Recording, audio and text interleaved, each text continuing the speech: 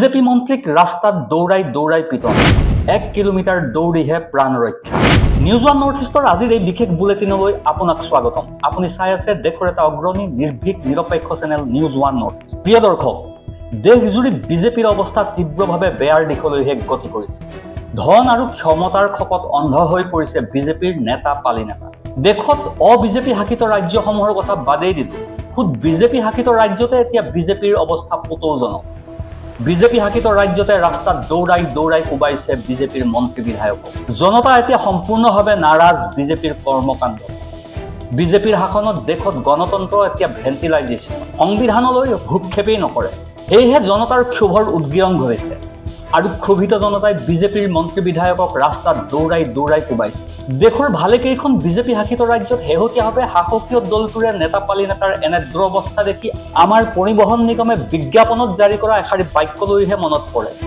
তীব্ৰ গতি স্বৰ্গগতি দেশত বিজেপিৰ পৰিস্থিতি ইমানেই বেয়াৰ ফালে ঢাল খাইছে যে প্ৰধানমন্ত্ৰী নৰেন্দ্ৰ মোদীয়ে 3টা কাৰ্যকাল যে শেষ কৰিব পাৰিব ইয়াত পুৰা মাত্ৰাই সন্দেহ আছে বিহাৰত বিধানসভা নিৰ্বাচনৰ প্ৰচাৰ তুংগত উঠিছে বিজেপি আৰু এনডিএৰ প্ৰাৰ্থী বৰ্তমানৰ বিধায়ক মন্ত্ৰীসকলক ক্ষোভিত জনতাই ৰাস্তাত দৌৰাই দৌৰাই কোবাইছে চূড়ান্তভাৱে অপমান কৰিছে আজিৰ এই ভিডিঅ'টোত মই আপোনালোকক দেখুৱাম নালন্দাৰ পৰা ভাগলপুৰলৈকে আৰু ভাগলপুৰৰ পৰা মধুবনীলৈকে কেনেকৈ ৰাইজে কিমান ক্ষোভত এনডিএ আৰু বিজেপিৰ প্ৰাৰ্থীক চূড়ান্তভাৱে অপমান কৰিছে খেদি পঠিয়াইছে ৰাস্তাত দৌৰাইছে কেৱল খেদি পঠুৱাই নাই লাঠিৰে প্ৰহাৰ কৰি খেদি পঠিয়াইছে অপমান কৰি খেদি পঠিয়াইছে প্ৰিয় দৰ্শক আজি আপোনাক দেখুৱাম বিহাৰৰ আসন্ন নিৰ্বাচনৰ লগত জড়িত বহু আপোনালোকক দেখুৱাম মৈথিলী ঠাকুৰৰ এটা বৃহৎ মিথ্যাচাৰ মৈথিলী ঠাকুৰক কেনেকৈ বিৰোধিতা কৰা হৈছে আৰু অমিত শাহে জনতাক কেনেকৈ হাতজোৰ কৰি কাটৰ অনুৰোধ জনাইছে সেই সকলো দৃশ্য দেখুৱাম আজিৰ এই ভিডিঅ' বিজেপিত চাণক্য খ্যাত অমিত শাহৰ বাবে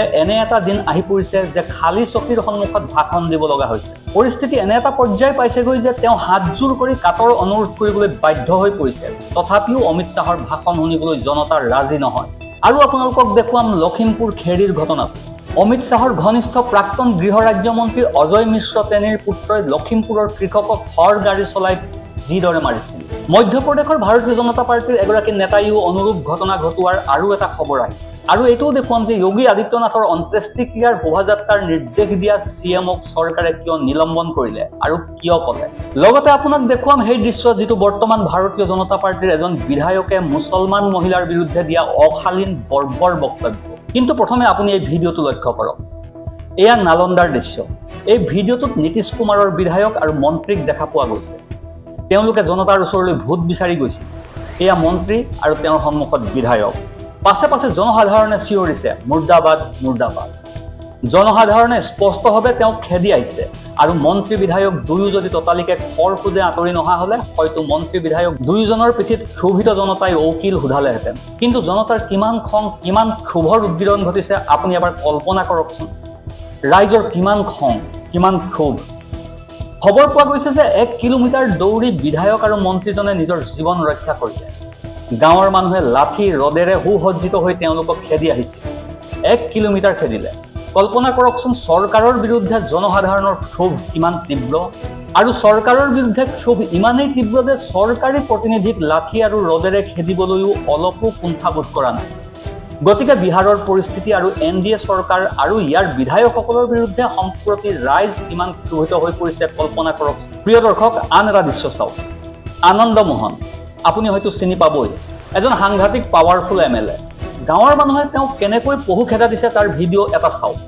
মাত্ৰ চাওক চাওক চাওক তেওঁৰ অহংকাৰ গাড়ীৰ পৰা নামি অহা নাই তেওঁ নামিলে জনতাই তেওঁৰ ওপৰত মাৰপিট কৰিব বা একো নহলেও তেওঁলৈ জোতা মাৰিব পাৰে বুলি ভয় খাইছে চাগে চাওক ভিৰৰ মাজত বিশাল হুলস্থুল মানুহে প্ৰশ্ন উত্থাপন কৰিছে সুধিছে ভাই ইমান বছৰ ক'ত আছিলা আৰু আৰম্ভ হ'ল মুৰ্দাবাদ ধ্বনি আৰু এই মুৰ্দাবাদ শ্লোগান আৰম্ভ হোৱাৰ লগে লগে বিধায়কজন ততালিকে প্ৰাণ বচাই আঁতৰি যায় সাম্প্ৰতিক সময়ছোৱাত এজন নেতা হোৱাৰ প্ৰথম প্ৰয়োজনীয়তা কি জানেনে তেওঁ বহি থকা ফৰচুনাৰখন যিখন ফৰচুনাৰ তেওঁ বহি আহিছিল কোনে জানে তেওঁ ক'ৰ পৰা কেনেকৈ কিমান টকাত কিনিছে কিন্তু প্ৰকৃত সত্যটো হ'ল যে তেওঁ নিজৰ সমষ্টিৰ প্ৰতি তিলমানো গুৰুত্ব দিয়া নাছিল কোনো উন্নয়নমূলক কাম কৰা নাছিল আৰু যদি তেওঁ কৰিলেহেঁতেন তেন্তে জনসাধাৰণে তেওঁক এনেকৈ খেদি পঠিয়াব নোৱাৰিলেহেঁতেন চাওক প্ৰাণ বচাই চুপে চাপে আঁতৰি গৈছে তেওঁ সমস্ত দৰ্প নিমিষতে চূৰ্ণ হৈ গ'ল আদৰ্শ আনন্দ নামৰ এজনে লিখিছে যে জনসাধাৰণে আনন্দমোহনক গাঁৱৰ পৰা খেদি পঠিয়াইছিল। তেওঁৰ সকলো দৰ্প নিমিষতে চূৰ্ণ হৈ গ'ল। আনন্দমোহন নামৰ এই বিধায়কজনৰ পত্নী সাংসদ পুত্ৰক লৈ ক্ষুব্ধ এক বিশেষ অঞ্চলৰ ৰাইজ। এই কথা আপোনালোকে ভিডিঅ'ত স্পষ্টকৈ দেখা পাব। বিহাৰৰ জনসাধাৰণে নেতাক গাঁৱৰ পৰা খেদি পঠিয়াইছে। পুনৰ আন এটা দৃশ্য চাওক। বিহাৰৰ এজন মন্ত্ৰীক জনতাই খেদি আহিছে, আক্ৰমণ কৰিছে। এই নেতা গৈছিল জনতাৰ ওচৰলৈ ভোট বিচাৰি। আৰু চাওকচোন গণৰোষৰ বলি হৈ কেনেকৈ কুকুৰ খোজেৰে পলাইছে নেতা। এওঁ 30 বছৰ ধৰি বিধায়ক হৈ আছে একেটা সমষ্টিতে, আৰু এতিয়া তেওঁ নিজৰ কৰ্মফলত নিজৰ সমষ্টিৰ ৰাইজৰ পৰাই খেদা খাবলগীয়া হৈছে, গণৰোষত পৰি দৌৰিবলগীয়া হৈছে। কৌশলেন্দ্ৰ কুমাৰৰ এই ভিডিঅ'টো নিউজ 24ৰ। ইয়াত লিখা আছে, নালন্দাৰ ৰাইজক চিনি পাওঁ, পলাই গৈ প্ৰাণ ৰক্ষা কৰিবলৈ চেষ্টা কৰা মন্ত্ৰীজন 30 বছৰ ধৰি বিধায়ক আৰু মন্ত্ৰী হৈ আহিছে। নিজৰ জিলাৰ ৰাইজৰ মাজতো জনপ্ৰিয়তা লাভ কৰিবলৈ সক্ষম হোৱা নাই। অন্যথা প্ৰতিটো বিষয়তে অবৈধ হস্তক্ষেপ কৰাৰ অভ্যাস আছে। গাঁৱৰ সদস্যৰ পৰা গাঁও প্ৰধানৰ কামলৈকে সকলোতে এওঁৰ অবৈধ হস্তক্ষেপ, আৰু সকলো ধৰণৰ আঁচনিৰ বলপূৰ্বকভাৱে উদ্বোধন কৰি সকলো পুঁজিৰ আত্মহাত, নিৰীহ লোকৰ বিৰুদ্ধে মিছা গোচৰ ৰুজু কৰা, নিৰ্বাচিত পঞ্চায়ত প্ৰতিনিধিক নিজৰ কাম কাজ চলোৱাত বাধা প্ৰদান কৰা, আৰু সম্প্ৰতি এওঁৰ দুৰ্নীতি ভ্ৰষ্টাচাৰৰ সবিশেষ ৰাইজে উপলব্ধি কৰিছে, আৰু সেয়েহে ৰাইজে এতিয়া তেওঁক দিছে সমুচিত জবাব। চাওক, জনতাৰ সন্মুখত তিষ্ঠিব নোৱাৰি নেতাৰ খৰখোজ, নেতাৰ দৌৰ, নেতাৰ পলায়ন, ইয়াৰ বাদে আৰু গত্যন্তৰ নাই। প্ৰিয় দৰ্শক, আপোনাক আৰু এখন ছবি দেখুৱাব বিচাৰিছোঁ। নাম অনিল কুমাৰ, NDAৰ মিত্ৰ। তেওঁ হাম দলৰ বিধায়ক, আসন্ন নিৰ্বাচনৰ প্ৰাৰ্থী। তেওঁ হাম দলৰ প্ৰাৰ্থী। চাওকচোন, জনতাই তেওঁক তেওঁৰ কামৰ বিষয়ে কেনেকৈ প্ৰশ্ন কৰিছে। নেতাৰ হাতত উত্তৰ নাই, তেওঁ মনে মনে আঁতৰি গ'ল। মাত্ৰ প্ৰথমে এই ভিডিঅ'টো চাওক। कहने का मतलब यही एक है कि आप अगर एक काम भी बता दीजिए ना कि हाँ लोहानीपुर में ये काम हुआ है, तो हम लोग विचार करेंगे आपके वोट पे। और हम तो कहेंगे सर कि जितना भी नौजवान लोग इतना भी तो आपको झोला सत्रह काम अगला भी नौजवान को भी झोला ढोने का काम दीजिए, हम अभी मदद कर दिए, आशीर्वाद दीजिए। और भी नौजवान लोग खड़े हैं समाज में। और इतना समस्या है कि बरसात के दिन में गली जो है ना पूरा फिसल हो जाता है, और पूरा गांव का जो है मुख रहता है व्यवस्था जाता है। आज तक हम लोग के गाँव में आप कोई भी 5 रुपया या काम भी नहीं दिए। वीडियो बनाना है कि स्वतंत्र नागरिक है, जा सकते हैं सर, जा सकते हैं, बिल्कुल बिल्कुल बिल्कुल बिल्कुल जा सकते हैं, बिल्कुल। এই ভিডিঅ'টোত আপুনি স্পষ্টকৈ দেখিলে যে জনতাৰ খং ক্ষোভে কিমান তীব্ৰ ৰূপ ধাৰণ কৰিছে। এইবাৰ মৈথিলী ঠাকুৰৰ বিষয়লৈ আহোঁ। মৈথিলী ঠাকুৰৰ সৈতে জড়িত দুটা বাতৰি। এটা বাতৰি তেওঁৰ মিথ্যাচাৰৰ সৈতে জড়িত, আৰু আনটো তেওঁক দিয়া নিৰ্বাচনী টিকটৰ বিৰোধিতাৰ বিষয়ে। প্ৰথমে বিৰোধিতাৰ দৃশ্যটোকে চাওক। কেনেকৈ জনসাধাৰণে ধ্বনি দি আছে, মৈথিলী ঠাকুৰ গো বেক। আৰু এই শ্লোগান দিয়াসকল সাধাৰণ জনতা নহয়, বিজেপিৰ কৰ্মী আৰু বিজেপিৰেই বিষয়ববীয়া। মনজিৎ ঘোষিয়ে এই ভিডিঅ'টো শ্বেয়াৰ কৰি লিখিছে, আলীনগৰ বিধানসভা সমষ্টিৰ বিজেপিৰ প্ৰাৰ্থী মৈথিলী ঠাকুৰৰ বিৰুদ্ধে জনতাৰ ক্ষোভৰ সৃষ্টি হৈছে। স্থানীয় ৰাইজে তীব্ৰ প্ৰতিবাদ সাব্যস্ত কৰিছে, আৰু ৰাজপথত গো বেক আদি শ্লোগানেৰে আকাশ বতাহ কঁপাই তুলিছে। জনসাধাৰণে তেওঁলোকৰ প্ৰাৰ্থী বিচাৰে, পেৰাচুট প্ৰাৰ্থী নহয়। প্ৰিয় দৰ্শক, ইফালে হয়তো আপোনালোকে দেখিছে মৈথিলী ঠাকুৰে মিথিলাৰ গৌৰৱ পাগুৰিৰ ওপৰত মাখনা লৈ খাই থকা। মই আৰু এটা কথা বুজাব বিচাৰিছোঁ। কোনোবা এজন ব্যক্তি ভাল গায়ক হ'ব পাৰে, কোনোবা এজন ভাল অভিনেতা হ'ব পাৰে, কোনোবা এজন ভাল লেখক হ'ব পাৰে, কোনোবা ভাল মানুহ হ'ব পাৰে, কোনোবা এজন ব্যক্তি সত্যবাদী হ'ব পাৰে, কোনোবাই ভাল কথা ক'ব পাৰে, কিন্তু এই ৰণ ক্ষেত্ৰখনত সেইটো জৰুৰী নহয়। আৰু মৈথিলী ঠাকুৰৰ দৰে ব্যক্তিৰ ক্ষেত্ৰত এই কথা সম্পূৰ্ণ প্ৰযোজ্য। মৈথিলী ঠাকুৰে এটা ডাঙৰ মিছা কথা কৈছে। মাত্ৰ মই আপোনালোকক দেখুৱাবলৈ ওলোৱা ভিডিঅ'টো চাওক। গতিকে এইটোৱেই মই কোৱা ধৰণৰ বৃহৎ ফাঁকি। কোৱা হয় যে এটা মিছা কথা লুকুৱাবলৈ 1000টা মিছা কথাৰ সৃষ্টি কৰিবলগীয়া হয়। সমগ্ৰ ভাৰতবৰ্ষই এই ভিডিঅ'টো দেখিছে, দেখি বুজিছে কোন সঁচা কোন মিছা। আৰু এতিয়া তেওঁলোকেই বিশ্বাস কৰিবলৈ সন্মত নহয় যে তেওঁ এই ভিডিঅ'টোত পাগুৰিত ৰাখি মাখনা খাইছিল। প্ৰিয় দৰ্শক, আনহাতে বিজেপিৰ ৰাইজে কেনেদৰে ৰাম লক্ষ্মণক এক প্ৰকাৰে আক্ৰমণ কৰিছে তাৰ আন এটা ভিডিঅ' দেখুৱাব বিচাৰিছোঁ। তাৰ দৃশ্যবোৰ দেখুৱাব বিচাৰিছোঁ আপোনাক। ভালদৰে চাওক। খবৰ পোৱা গৈছে যে গুজৰাটৰ নিৰ্বাচনৰ ভাবী প্ৰাৰ্থী ৰজনীশ সিঙে নিজৰ গাঁৱৰ মানুহক ছট পূজা কৰিবলৈ দিয়া নাই। ইয়াত সমবেত সকলো ৰাইজে দাবী উত্থাপন কৰিছে যে ছট পূজা কৰিবলৈ যোৱা ৰাইজক বন্ধ কৰা এই ৰজনীশ সিঙে নিজকে সংবিধানৰ ৰক্ষক, সংবিধান হিতৈষী বুলি দাবী কৰে। এই ৰজনীশ সিং সেই বিজেপি দলৰে সদস্য, নেতা, টিকট প্ৰত্যাশী, যিজনে দলিত, শোষিত, বঞ্চিত জনগোষ্ঠীৰ মহিলাক ছট পূজা কৰিবলৈ যোৱাত বাধা দিছে, ঘাটলৈ যাবলৈ দিয়া নাই। এই মূল সত্য প্ৰকাশ কৰিছে এগৰাকী স্থানীয় সাংবাদিকে। পৰিস্থিতি এনেকুৱা হৈ পৰিছে যে এফালে গৃহমন্ত্ৰী অমিত শ্বাহে বিজেপি আৰু নিৰ্বাচন আয়োগৰ যি গোপন বুজাবুজি আছে সেই অপ্ৰকাশিত সত্য তেওঁৰ নিজৰ ভাষণতেই পৰোক্ষভাৱে হলেও উদঙাই দিলে। এইটো বিশ্বই জানে যে কংগ্ৰেছে প্ৰায় অভিযোগ কৰি থকা বিজেপি আৰু নিৰ্বাচন আয়োগ একেটা মুদ্ৰাৰে ইপিঠি সিপিঠি। অৱশ্যে অলপতে অমিত শ্বাহে বিহাৰত নিৰ্বাচনী প্ৰচাৰ মঞ্চৰ পৰা এনে এটা কথা কৈছিল যিয়ে এতিয়া সম্পূৰ্ণৰূপে নিশ্চিত কৰিছে যে নিৰ্বাচন আয়োগ প্ৰকৃততে বিজেপিৰ নিৰ্দেশতহে চলে। প্ৰথমে গৃহমন্ত্ৰী অমিত শ্বাহৰ এই বক্তব্যটো শুনক, তাৰ পিছত আৰু আলোচনা কৰিম।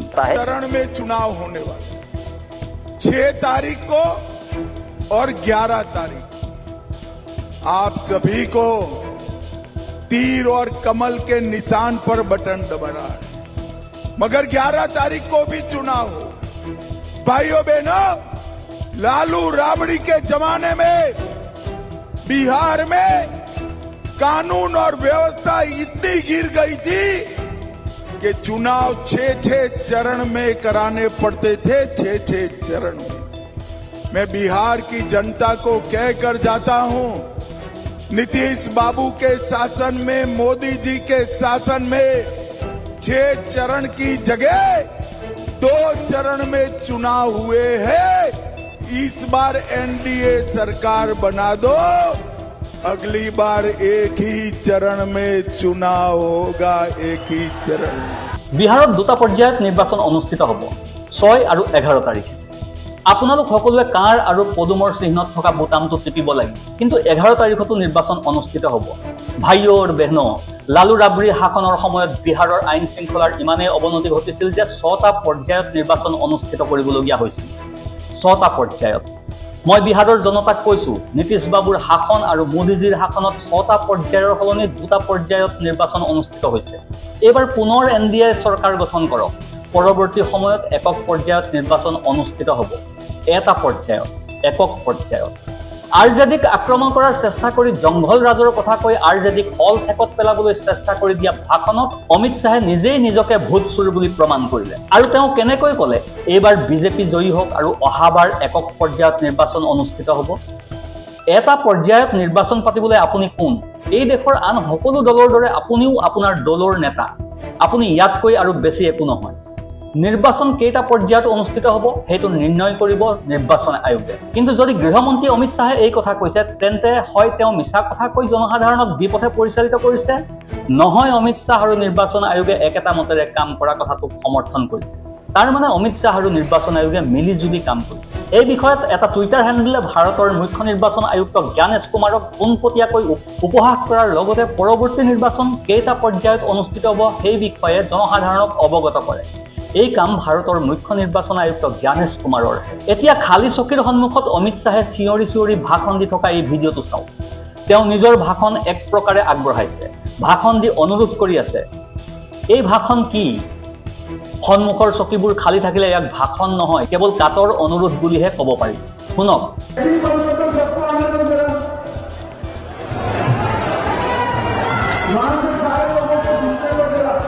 এই ভিডিঅ'টো মুংগেৰৰ নৱগড়ী খেলপথাৰৰ, য'ত গৃহমন্ত্ৰীয়ে নিজেই মঞ্চৰ পৰা আৰক্ষী জোৱানসকলক মানুহক পৰীক্ষা নকৰিবলৈ নিৰ্দেশ দিছে। তেওঁ আৰক্ষী জোৱানসকলক চেক কৰা বন্ধ কৰি থিয় হৈ থকা সকলো লোককে সভাস্থলীত প্ৰৱেশ কৰিবলৈ অনুমতি দিবলৈ কৈছে। ইয়াৰ মূল কাৰণ হ'ল গৃহমন্ত্ৰীৰ সভাস্থলীৰ বেছিভাগ চকী খালী। গৃহমন্ত্ৰীয়ে নিৰ্দেশ দিয়াৰ লগে লগে আটাইকেইজন আৰক্ষী জোৱান আঁতৰি গ'ল, কিন্তু গৃহমন্ত্ৰীৰ ভাষণৰ সময়তো প্ৰায়বোৰ চকী খালী হৈয়ে থাকে। প্ৰিয় দৰ্শক, ইফালে মধ্যপ্ৰদেশৰ গুনাৰ এটা ঘটনা পোহৰলৈ আহিছে। এজন খেতিয়কক এখন তীব্ৰবেগী থৰ গাড়ীয়ে মহতিয়াই নিছে। কংগ্ৰেছ দলে এই কথা টুইট কৰিছে। খবৰটো আজতকৰ।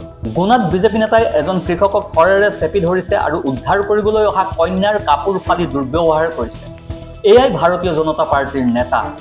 দৃশ্যবোৰ চাওক। কংগ্ৰেছে লিখিছে মধ্যপ্ৰদেশত জংঘল ৰাজ। গুনাত বিজেপি নেতা মহেন্দ্ৰ নাগাতে নিজৰ ক্ষমতাৰ বলত এজন কৃষকক থাৰেৰে চেপি হত্যা কৰি বৰ্বৰতাৰ সকলো সীমা অতিক্ৰম কৰা নৰেন্দ্ৰ নাগাতেই কৃষকজনৰ কন্যা সন্তানজনীকো ৰেহাই দিয়া নাই। তেওঁ ছোৱালীজনীৰ কাপোৰ ফালি চূড়ান্ত দুৰ্ব্যৱহাৰ কৰি ভাবুকি দি মুকলিতে কেইবাজায়ো গুলী চালনা কৰে। প্ৰিয় দৰ্শক, এয়াই হৈছে সাম্প্ৰতিক সময়ত বিজেপি সৃষ্ট পৰিস্থিতি। ইপিনে উত্তৰ প্ৰদেশৰ স্বাস্থ্য ব্যৱস্থাৰ এই অৱস্থা। আম আদমী পাৰ্টিৰ নেতাসকলে চিফ মেডিকেল অফিচাৰ চমুকৈ CMৰ প্ৰতিমূৰ্তি দাহৰ বাবে শেষকৃত্য শোভাযাত্ৰা উলিয়াবলৈ যাওঁতে CMজনে নিজেই আহি ক'লে, ভাই মোৰ প্ৰতিমূৰ্তিৰ শেষকৃত্য শোভাযাত্ৰা উলিয়াব নালাগে, চৰকাৰৰ প্ৰতিমূৰ্তিৰ হে কৃত্য শোভাযাত্ৰা উলিয়াওক योगी आदित्यनाथर प्रतिमूर्तिर हे कृत्य शोभायात्रा उलियाओ শুনক কি কৈছে ভিডিওটো। साहब एक अर्थी निकाल लेंगे हम लोग यहाँ से, एक अर्थी निकाल लेंगे, उसको पूरे बिरसिंहपुर क्षेत्र में लेकर जाएंगे। बता ये मैं तो सीएमओ की बस में मैं, अरे मेरी पूरी बात सुनिए सर, इसीलिए मैंने कहा कि इस अस्पताल के जिम्मेदार सरकार की, मैं अरे मेरी पहली बात सुनिए, योगी जी की निकालेंगे, मेरी बात सुनिए सर, मेरी बात मेरी बात देखिए, मेरी बात এই চিফ মেডিকেল অফিচাৰ অৰ্থাৎ চিএমঅ জনৰ কথা মুখ্যমন্ত্ৰী যোগী আদিত্যনাথৰ কাণত পৰিল। চিএমঅৰ ওপৰত বিভাগীয় তদন্ত ঘোষণা কৰিলে আৰু অৱশেষত চিএমঅক ছাছপেণ্ড কৰিলে। এহছান ছিদ্দিকীয়ে এই কথা লিখিছে যে চিএমঅ নিলম্বিত। আইএছ অমিত কুমাৰ ঘোষে ভাইৰেল ভিডিঅ'টোত দিয়া বক্তব্যৰ ভিত্তিত এচিএছে সুলতানপুৰৰ চিএমঅ ডাক্তৰ ভাস্কৰ প্ৰসাদক নিলম্বন কৰি বিভাগীয় তদন্তৰ নিৰ্দেশ দিছে। কিন্তু কোনো বিজেপি বিধায়কে যদি বিভাজনকাৰী বক্তব্য দিয়ে তেন্তে একো নহয়, সাম্প্ৰদায়িক ঘৃণা বিয়পালে একো নহয়। এবাৰ চাওকচোন ভাৰতীয় জনতা পাৰ্টিৰ বিধায়ক ৰাঘৱেন্দ্ৰ প্ৰতাপ সিঙে কেনেকৈ মুকলিকৈ হিন্দু যুৱকসকলক মুছলমান মহিলাক বিয়া আৰু ধৰ্মান্তৰিত কৰিবলৈ উচতনি যোগাইছে, আনকি এনে কাম কৰা যিকোনো ব্যক্তিক চাকৰিৰ প্ৰতিশ্ৰুতিও দিছে।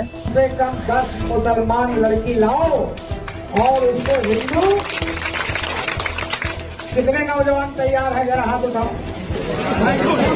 अरे ये बिहार के हो लोग का नहीं, दो पे 10 से कम मंजूर नहीं है। शादी हम कराएंगे और ये घोषित करते हैं कि जो लेके आएगा उसको खाने पीने भर का नौकरी भी दिलाएंगे, रोजी रोटी भी दिलाएंगे।